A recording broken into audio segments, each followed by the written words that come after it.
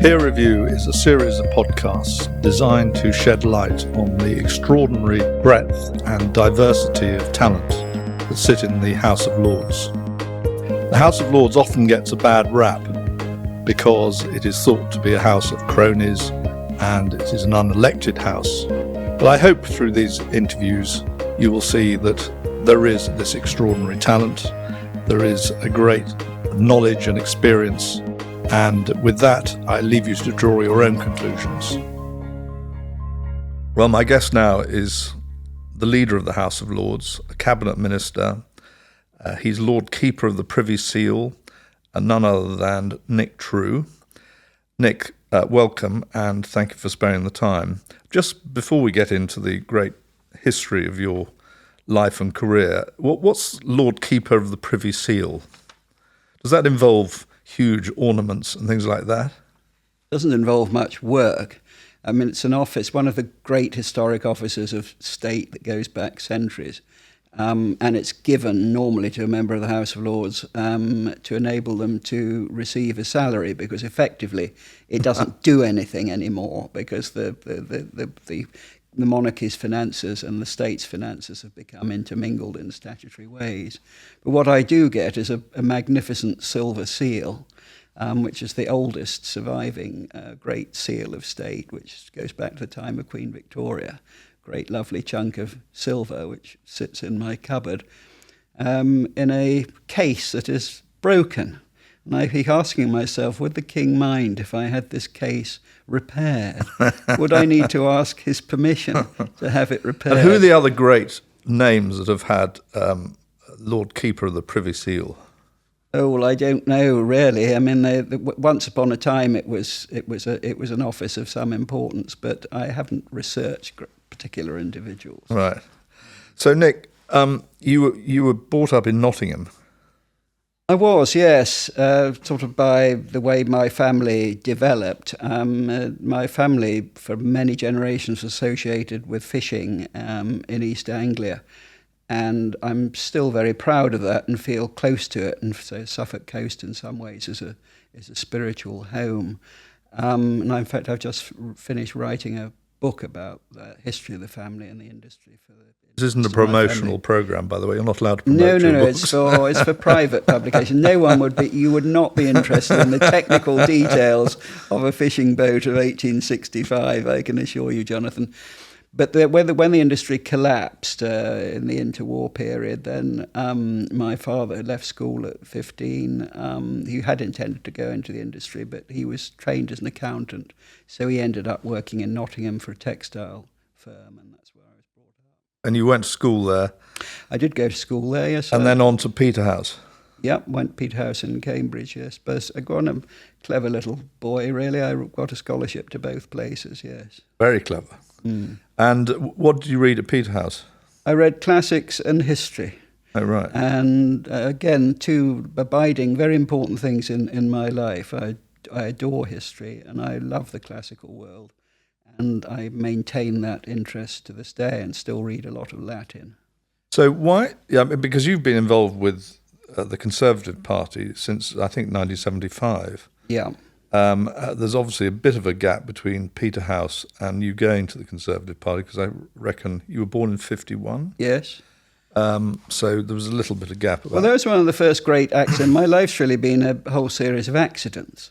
And funny enough, everybody would tell you this, but in my case, it's true. I've never really asked to do anything that anybody's asked me to do, including being leader of the House of Lords. The only ambition I ever had in life, genuinely, was to be a professor of history at Cambridge University, and I loved being at Peterhouse.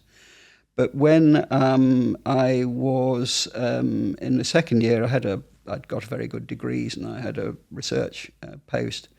And I was in the second year, I had a very serious illness, and so I took a sabbatical. And that was the year of the great Dennis Healey cuts, if you remember, Jonathan, the only time... I'm too young. Well, it was the only time in the history of the country when there have been real cuts, real capital cuts, when instead of cutting the ascending line of growth, you actually made cuts. So any post at Cambridge which wasn't occupied was deleted. And because I was on sabbatical, my post was deleted. And the college said, oh, you can come back one day. But I'd been ill for 3 months. And somebody said to me, well, why don't you come to London? And because I was looking for something to do to fill the year and help out the Conservatives. And I was inspired to do so because of this extraordinary woman, Margaret Thatcher, who was so inspiring to young people because she said, I can't use the phrase because people, make Britain great again. Mm-hmm. And that was inspiring. And she had broken through the glass ceiling in the Conservative Party.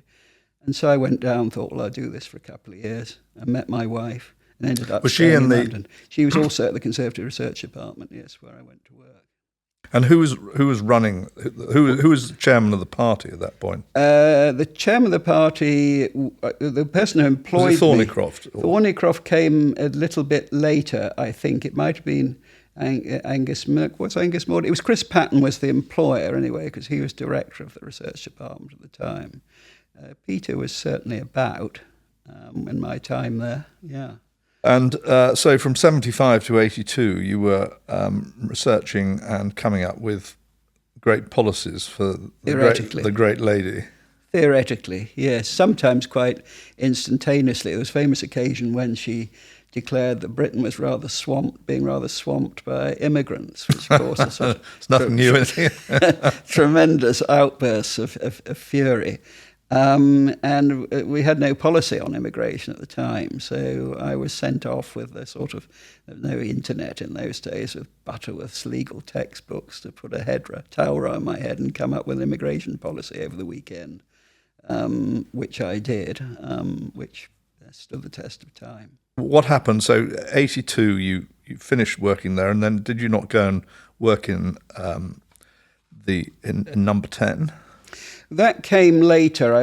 I had been working for Willie White. Did you go and work for Norman Fowler, I think, didn't you? I did, yes. I mean, I worked for Willie White's research department. The last period there, I really worked with Willie Whitelaw, who was deputy leader, and I ran his general election campaign in 1979, which was one of the last great stump tours going around the country, and that's where I really learned to drink. He was held with great affection, and he was, for his ability to booze as well. Well, I was just about to say before you broke in, it was when I learned to drink copious quantities of whiskey. Yes, usually after having previously drunk copious quantities of whiskey. But he was a lovely person to work for. And then I was poached by Norman Fowler to go and work at DHSS, which in those days, health and social security were all one giant department, and there were two rather extraordinary, three actually, extraordinarily talented people, Norman Fowler, Ken Clark and Tony Newton, sadly no longer with us, who basically ran that whole giant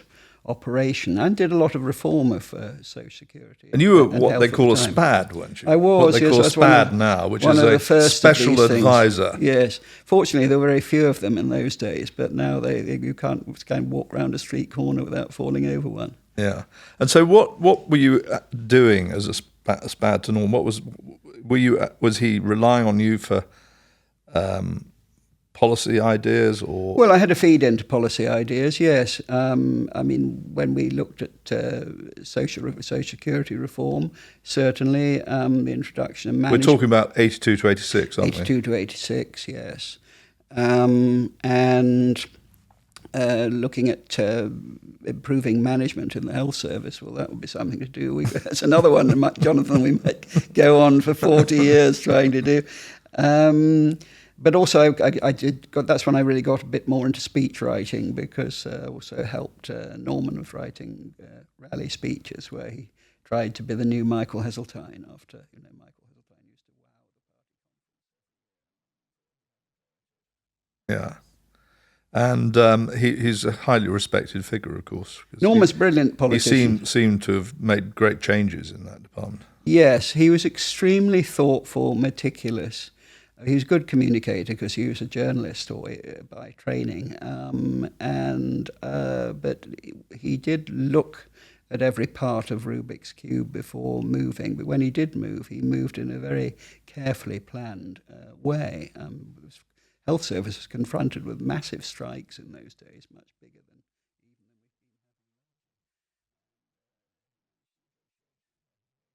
with the able help of Ken Clark, who was health minister at the time.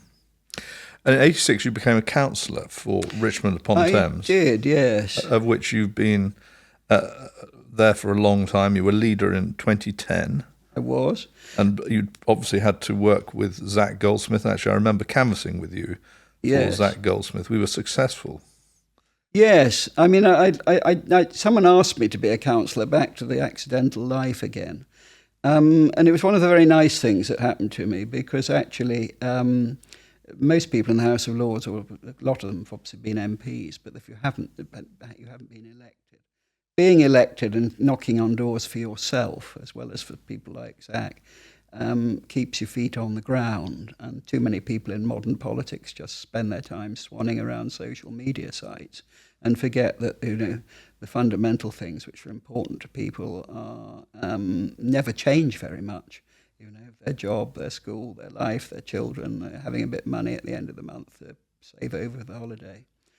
And also in being a councillor, you can move much more quickly. When I eventually became leader in 2010, you can move much more quickly to get things done. And what were the issues? Obviously, you had the Heathrow as a big issue. Heathrow is a big issue, which I got involved with very much so. Hugely unpopular, obviously, in Richmond. And if you're representing the area, you represent largely their views. You don't always have to go along with them, but you should respect them. And yes, Zach was a charismatic campaigner. He came in. Well, at the beginning, he was very shy about knocking on doors, but he certainly was. I remember going out with him first time out.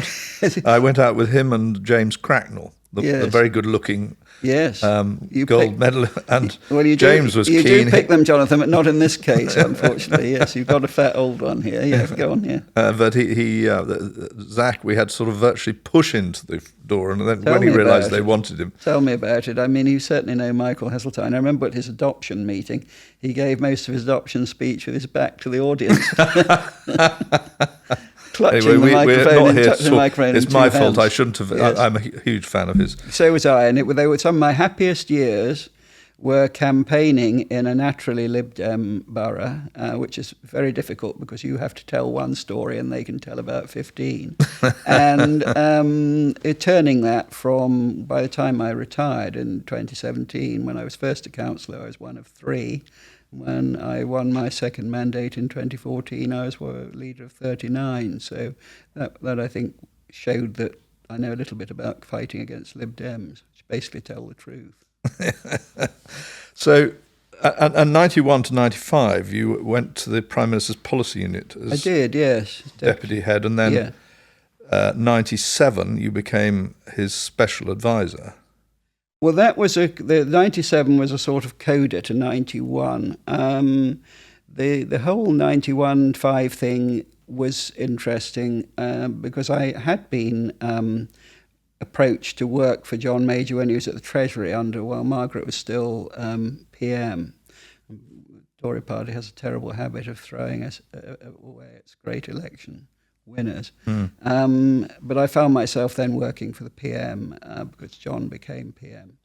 And so I was very much involved in all the work to prepare for the 92 general election, which actually was the biggest popular mandate that a Conservative leader ever had in numerical terms, although it didn't work out in seats. It was an extraordinary election. Yes, it was, yes. I mean, everybody thought, we never thought that we would lose that election. But everyone thought we would. Yes, and I remember there was a sort of famous opinion poll about a few days before the election, perhaps, where we were 7 points behind, and I was sitting there in the bunker of number 10 working on the final rally speech, and, my wife rang up, and she said, "It's terrible, we're going to lose." And I just remember saying, "This is ridiculous. This is not what you feel. It's not the way things are going." Wasn't there that statement, if John Major's the answer, what is the question? I can't remember that one, but certainly Neil Kinnock wasn't the answer at that time. No. The terrible thing about that election was I lived for about sort of 6 weeks on crunchy bars and champagne, which is not a very good diet. And I've never managed to put it. And you were presumably sort of almost living and sleeping in number 10. Absolutely, yes, down in the bunkers, yes. And a lot of people attribute it to Major's sort of soapbox speaking. I think the soapbox. Who came up with that idea? That really emerged. I suspect that might have been Jonathan Hill who came up with that idea. It's sort of one of these things that emerges in a conversation, but we were trying to find a way, which we ought to have done in 97, and I suggested this in 97, but it was rejected by all the clever people. It seemed to me that, at the time, what we were selling was something that was very genuine and not manufactured. And Labour were into all this it was culminated in the disastrous Sheffield rally, all orchestrated, blah, blah, blah. And we wanted to show that John Major was a simple, direct man of the people, but also practical. And the old soapbox, which I remembered from the Willie Whitelaw days, standing in the market square, and seemed to show somebody who was prepared to have direct contact with the people. And I think it had a big effect. I don't know whether, couldn't say it turned the election. I think policies decided the election, and a sense that we were competent decided the election. Yeah. And of course, a lot of people suggest now that we're in that sort of election type of feel. It's a very similar, it ought to be similar.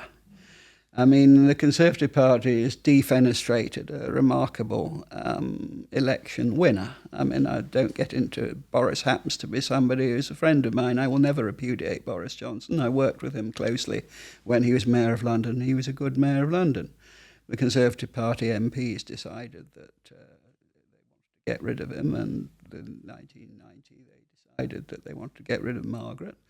And so, we're dealing with those situations. And the difference now, which makes it slightly harder, is that the Conservative Party, some foolish opinion, haven't reunited. And why am I sitting, having been a Boris person, loyally and enthusiastically following Rishi? Because I'm a Conservative, and Conservative values are what the country needs. Yeah. But there are lots of headbangers in the House of Commons these social media obsessed people I was talking about earlier, who go on perpetuating divisions. In 90 to 92, the party basically pulled together. And that's something that it's really got to do this year, or it's going to face difficult uphill slope. But we can certainly win this coming election, no doubt about it. So after all that, you end up moving to the Lords, but as the special advisor to the leader.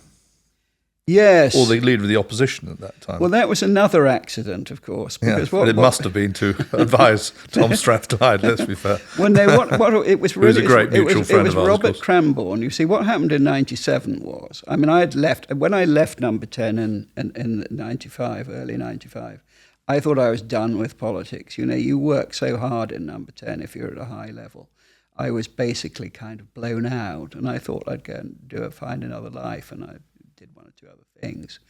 And then in 97, John asked... Were you going to go back to academia? Or? Yeah, it was my hope, yes, if it's possible. And John asked me in 97 if I'd come and help out in the election. And of course, nobody wanted to help. It was clear that the ship was heading for the rocks by then, because the Blair-Brown operation was so slick. So I went back. And it was a really weird time, because literally Sherry Blair was in measuring up the curtains, and Michael Heseltine lumbered in one day, with his sister, and said, could he come into the study where we were working? And then he looked round romantically and said to his sister, do you know that more power has been exercised from this building, from any other building in the history of the world? And you had these rather weird moments. On May the 2nd, 97, I'll never forget, when we went out, everybody was crying from the cabinet secretary down. We didn't know all the crowds outside in the street who were calling for Blair were sort of fake news crowds who had been shipped down in buses. And we went down out the back gate, and there were Labour had stationed people outside the back gate of Number 10, someone who knew there was a back gate of Number 10. And I was spat on ritualistically. Get out, you. I don't know if you're allowed to use the demotic in this type of broadcast, but there was a lot of it, mostly beginning with F, but also other letters. And nobody's ever spat on me in my life deliberately. So we went over to, had a large Bloody Mary in a club, and Robert Cranborne so happened to have been... John Major, now Robert Salisbury, happened to have been John Major's chief of staff during the election. And it was he that asked me, would I come back and help set up an office in the Lords, because they didn't have one. And it was really because some Labour Johnnies spat on me that I agreed to do that. So it was another accident. Well, and then I stayed there for 13 years, really helping Tom, Robert, and then later Tom run the opposition operation. And of course, you must have been at the cornerstone of the reform of the House of Lords. Yes, all that, and seen that unravel before your eyes. And then, of course, the reform of the Lords of the Woolsack and. Yes, so some of those things were very, very sad. The sacrifice that Robert Salisbury made in ending his own career to sort of keep the House of Lords from being all appointed, which is what he wanted to do. That was a dramatic series of events, and he was sort of sacked by William Hague, obviously, for that. That was dramatic. And then the very. And do you think it works now? Yeah, I think it works. I think the House is. I love the House of Lords because by accident. Well, you've been there for by accident. Well, you were made a peer in 2011, but yes, obviously since '98 you've been. By accident, I've given a lot of my life to it, and it does work. And it's difficult to see how you could logically reform the House in any other way than a democratic way in the 21st century, i.e. having an elected element. But the House of Commons is never going to agree to that readily. And indeed, every attempt to reform the House of Lords in modern times, back since the post-war period, the House of Lords has been ready to go along with reform, but the House of Commons has said no, as they did in 2012. So I think the House of Lords should just muck along, doing well what it accidentally got to do after it took on the House of Commons over the Lloyd George budget.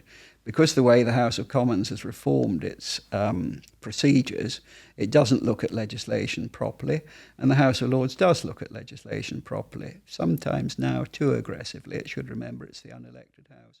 It's become that revising chamber. It should be happy to chunter along doing that, I think. And most of your work as leader is obviously, presumably, arranging the programme. Yeah. Ensuring that your flock come and vote when you require it.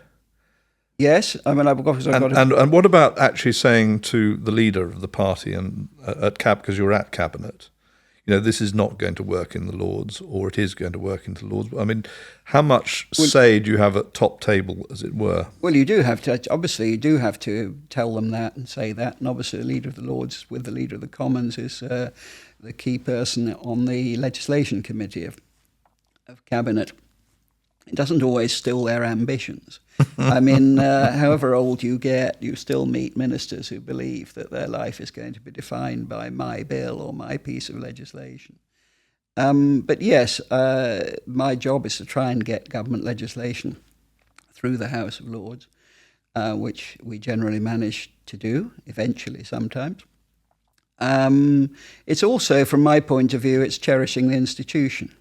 You see, I'm deeply conservative with a small c, though I call myself a conservative anarchist, because I don't like overweening bureaucracies. I don't like institutions to become condescending and forget what they call the little people or Hillary Clinton. I think one has to always examine and overturn stones. But the House is something which is cherishes long traditions, and one needs to protect that. So I take the House's role, my role as leader of the House, and protecting the House, not just as a partisan, but as a House leader, very important. As a very important part of my job. In some ways, as you've alluded to earlier, the subjects that you're talking about now at Cabinet are the same ones that were being talked about in the 70s and 80s when you first joined: immigration, National Health Service. Obviously, we had an economic crisis then, as we do now. Yeah, the 92 election was won against the background of recession. Yeah. and you must be sort of some of the time thinking, I've been here before. Is this going to continue? What the levers we tried before didn't work? Well, I mean, obviously, I think that it's because of the fundamental things don't change very much. Back to what I said earlier about people and politics should not forget that the fundamentals on the ground are what shift people's votes and opinions, also their sense of what kind of people they're dealing with. I mean, there's a famous line of Margaret's that was actually written for her by Chris Patton, which shows the immense breadth of the Conservative Party. You know, in the end, the facts of life turn out to be Tory. And I think that ultimately those issues about what kind of nation we are, whether you have low tax, tax is the nationalisation of choice, low tax is the privatisation of choice, allowing people to do more with what they want to do in their own lives. The issue of where you go there, safety in the streets, immigration, all that kind of thing, it'll always come back to that. Good schools. I mean, one of the great things the Conservatives have done, both in my first time in government and also recently, is the great reforms in education, academies and giving people choice in schools. Yes, started off in those days, yeah. You've just had, we've just come back to school, as it were. We call it, obviously, back to the House of Lords. Yes, the frightfully important work that we do, yes. And of course, state opening of Parliament is the centrepiece of that, and your role in that is a key role. You have to, ceremonially, just describe what... Yes, well, I have to carry the cap of maintenance, which is one of those rather... The original one was a bit like the Defender of the Faith. It's one of the things that the Pope forlornly sent to Tudor monarchs to keep them loyal, which symbolises the king's royal authority. And I have to carry that in front of the monarch and then hold it during the ceremony. It's not quite such a formidable task as Penny Mordaunt holding the sword of state during the coronation. It was actually quite a chunky piece of oak with this cap of gold in it. It's like carrying a rather heavy Christmas cake, I suppose. But when they gave, I asked the sort of young subaltern when we came in, I said, well, how do you manage this? And he stuck out his right arm to full extension. He said, well, you hold it like that, sir. So I said, well, actually, you need to realise you're dealing with a left-handed 72-year-old, and I don't think that's going to work. You've got tennis elbow as well. Yes. But no, it's an extraordinary privilege. I mean, you said at the start being Lord Privy Seal. So, of course, you had a role in that great ceremony. You get invited to state banquets and you get a sort of high place. And also, of course, get to the coronation and be in a close place. And I don't think I've talked about the importance of depth. People don't have roots these days. People long for roots. They love their place. They love their country. They love their club. They love their family. Let them have that. Let's have this horizontalizing and homogenizing of life all the time. And standing and being there in the church in the Abbey for the coronation, you have never in my life, I think, have ever had this and that beautiful music, this deep sense that there's something very profound and long and true and powerful that lies behind what it is, this great nation of the United Kingdom, and the spirituality of it also. We've lost a sense of the spiritual. But I think you've got a sense of it when people came out in their droves to visit the Queen's coffin. I mean, well, that was absolutely astonishing. Astonishing, that shocked most people. But Nic, just looking back, at the sort of high spots for you in your life as we bring this great conversation to an end. I mean, extraordinary story. Your parents must be incredibly proud that, if they're alive now, which they're probably not, just to witness how you've meteorically rise through, in your own words, accident. Yes. Well, my father sadly had Alzheimer's and died, who I revered my father, and I feel he's always with me. And yes, my old mum, certainly, she sent me a card saying, "My dear Baron," when I went to the House of Lords. In 2011. Which was also an accident, actually, because I was going to go on being a special advisor in the government. And I had been told that I could be, but I also became leader of the council. I won Richmond Council. And I was called in, dare I mention the name, Sue Gray, who even in those days was the so-called great pangendrum of propriety in government.